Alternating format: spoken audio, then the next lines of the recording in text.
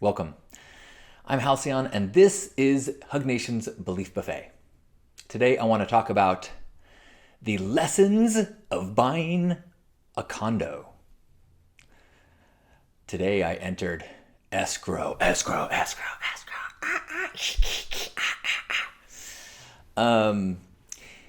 am 50 years old. This is my first time owning property. I don't own it yet. First time considering owning property. There's been all sorts of stories that I've had, as well as choices that I've made that have kept me in a renter mindset and a renter lifestyle.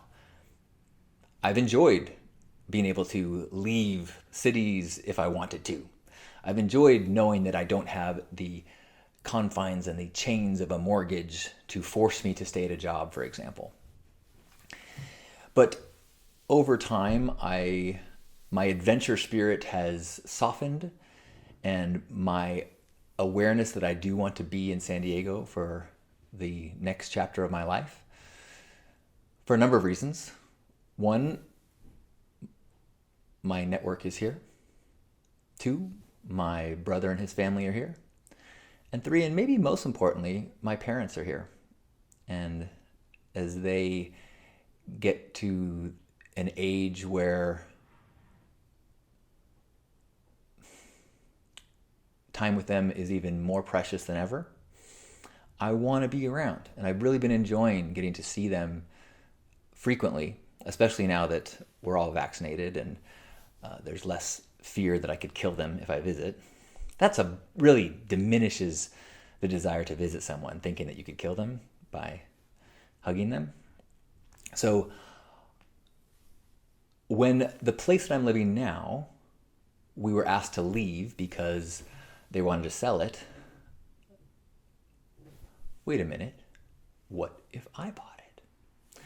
So been going through this process of appraisals and offers, and last week signed an offer letter, and they signed it as well. So I am agreed, and they have agreed that I am buying this condo.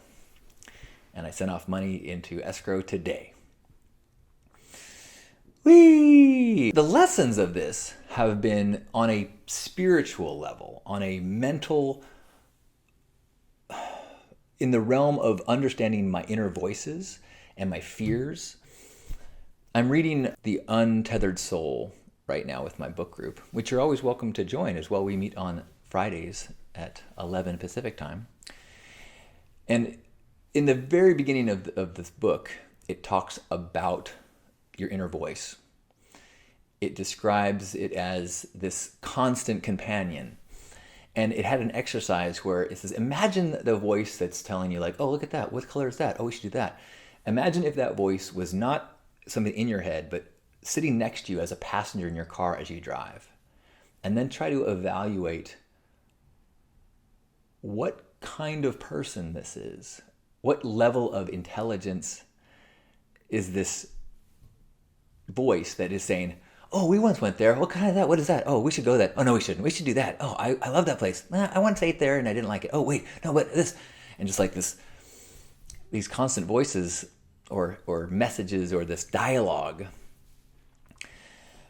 And my dialogue is it's not necessarily words. It's sometimes, thinking of scenarios and things. And so recognizing that this voice is happening on a constant basis and reading this book right now has been so helpful as I have been going through the process of making this massive decision.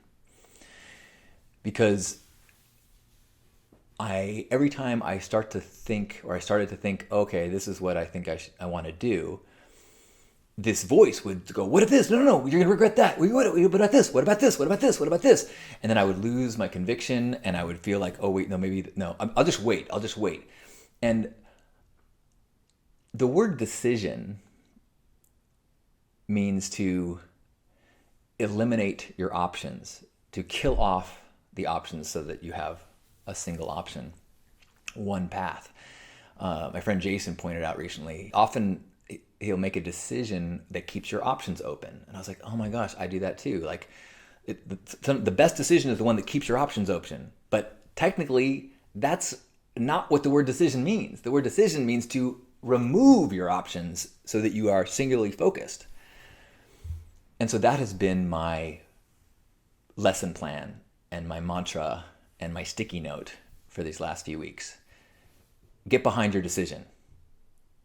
And so every morning and throughout the day, I will wake up and I start to have this thought of, oh, wait, are you sure you want to live in a condo? What, did you just hear that upstairs? Maybe, what if those kids get older and then it gets louder up there? Oh, did you hear that flush in the toilet? Maybe this place isn't as nice as you think. What was that sound? We should make sure, what if that is something that's going to go bad? Was this a bad idea? Is this a bad investment? Which is what you're going to...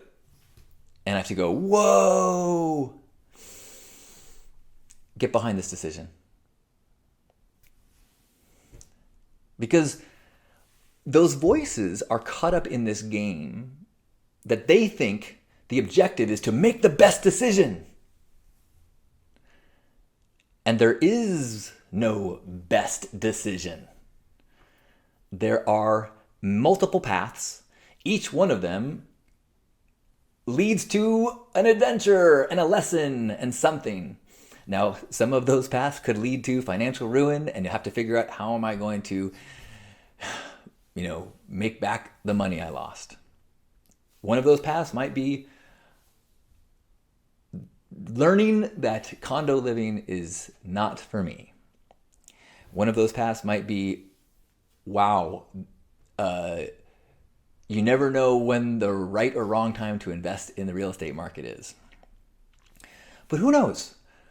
And none of those is the wrong path. And so as these voices are like, they think, no, careful, don't make the wrong. I got to go, get behind the decision. You made a choice. Now get behind it. These voices that are playing this game of like second guessing and worrying and telling me and regretting and giving me all these worry thoughts, they aren't in the now. They are not allowing me to be present in the game. They are forcing me to get caught up in the,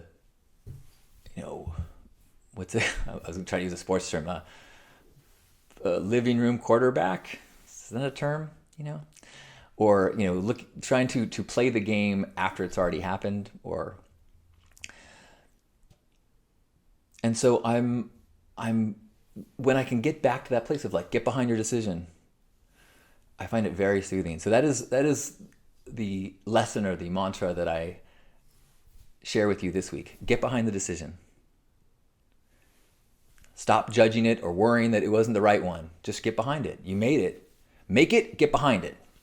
Which is another thing that, is one of those aspects of leadership that I aspire to be better at. Instead of trying to figure out, how can I make everybody happy? How can, agonize on what is the exact right thing to do? Often a leader just has to make a choice. Right or wrong, deal with the consequences. That's the decision. Go with it. So that's the choice. Now, there's all sorts of things that have to happen. Got to figure out the loan stuff. I have a non-traditional financial situation, so this should be exciting. There was a quote that I read today by Seneca. We suffer more in imagination than in reality. And that has described, at least so far, this process. So, stay tuned for what this set will look like in the future. I've already noticed that as I see it as mine, I'm already seeing things that I would like to change. If I'm just passing through, I don't really care about the color of the walls or this not matching that or this feeling a little old or janky. But if this is going to be my home and I feel a sense of indefiniteness here, then I want to invest in my experience. And it's a really beautiful shift in my awareness. I'm normally not the kind of guy that spends much time beautifying his home. I learned very much from Becca about how to make a home.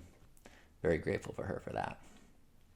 So But even this is released even further into my ability to think about this home and nest. So I'm excited about that being my next art project.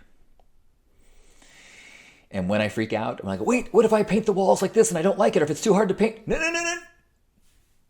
Get behind your decision. So far, I've not decided to make a pink wall, but if I do, I'll have to get behind that decision, and I hope you do too.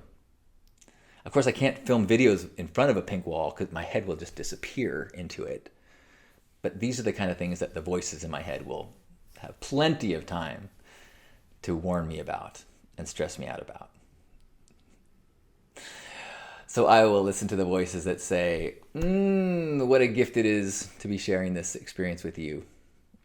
I love you.